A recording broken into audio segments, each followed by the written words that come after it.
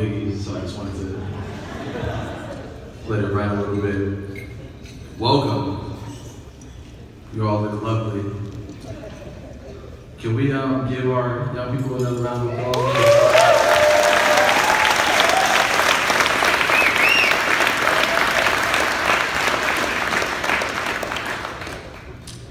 So I really do have the easiest job tonight because I get to talk about how wonderful everyone in here is. So I have some acknowledgments to make, and I'll start with that, and I really want to get into why Mission Bid, where we've been, where we're going, and why coding.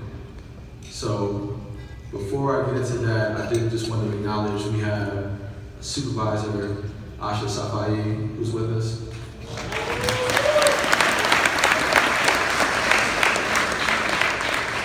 A number of my colleagues from the Board of Education, Shaman Walton, Mark Sanchez, Dr. Vincent Matthews, former Supervisor Sophie Maxwell, former Commissioner Office,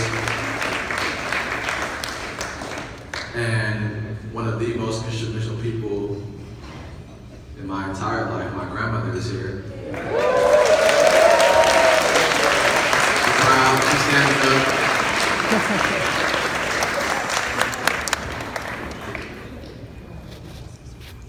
We've all heard a lot about coding organizations.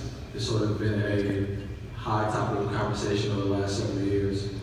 And it seems very pervasive.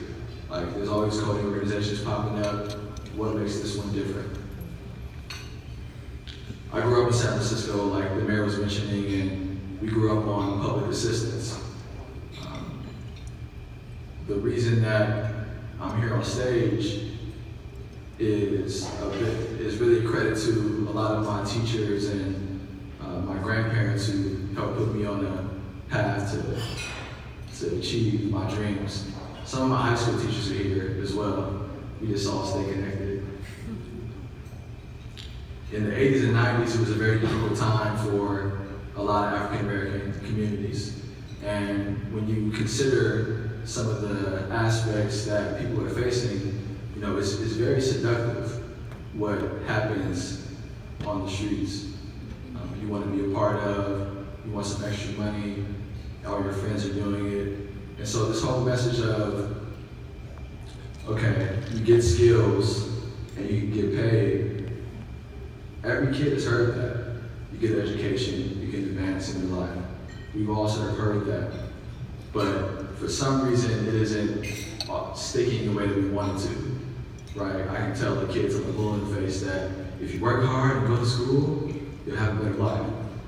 But then they'll ask me for $5 so they can pay Fortnite. So, what makes a learning opportunity like Mission Bid different?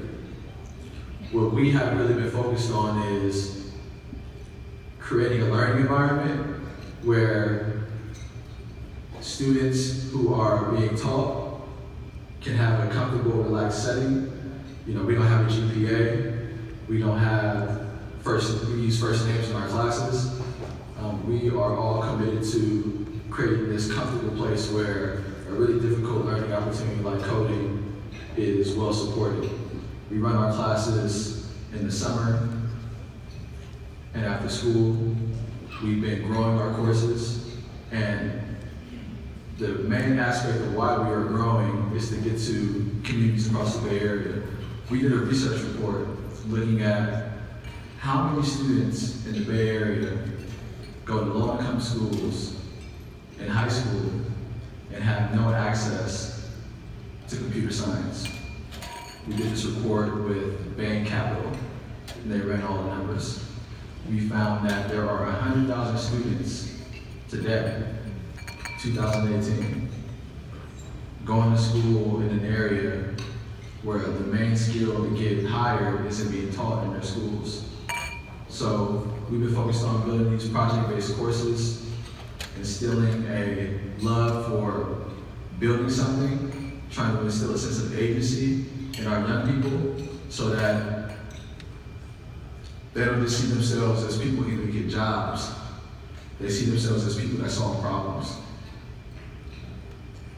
Everything around them, it goes from something that's just happening to a problem they can solve.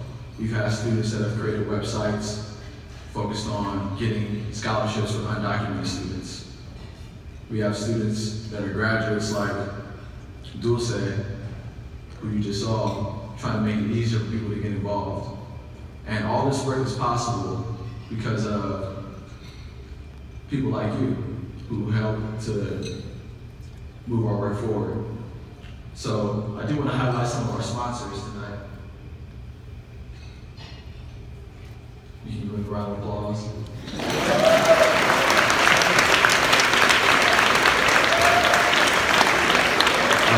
Innovation sponsors, Eastwood, Facebook, Silicon Valley Bank, and the Warriors.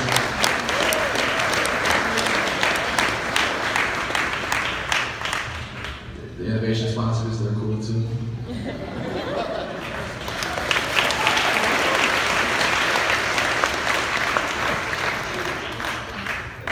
And our opportunity sponsors, Shortstein, the Giants, the San Francisco Black Fire Barbers, and Clear Video.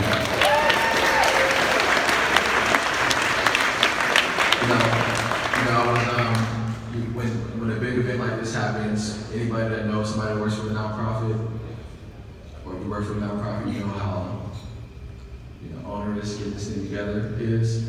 And so I was talking to one of our friends at OEWD. He called me on Sunday and focused on trying to get this thing together without asking, like, can I get a sign? This is going to be a good event. And so he calls me, he's like, the Dodgers just lost. And I was like, it's going to be a good event. Then he told me the Red Sox won. And I don't know which I just like more the Red Sox winning or the Dodgers losing, but regardless, you are here, and I think it's a pretty good event. Do you agree?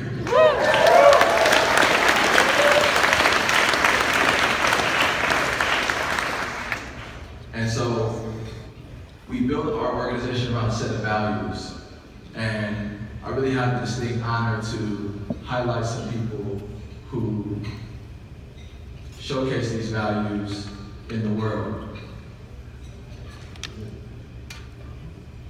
Go to our leadership awards. So there are a number of people that are doing incredible work in our city. And the people that I want to highlight tonight are really examples that we should all, that I aspire to be more like, and people that I want to highlight because of how incredible their leadership is. So our first awardee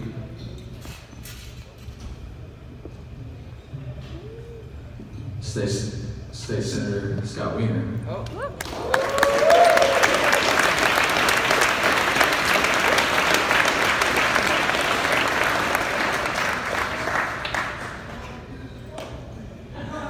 So I initially met Scott Wiener when he was a supervisor, and I was trying to figure out, how to grow Mission Bit, how to do more in the city.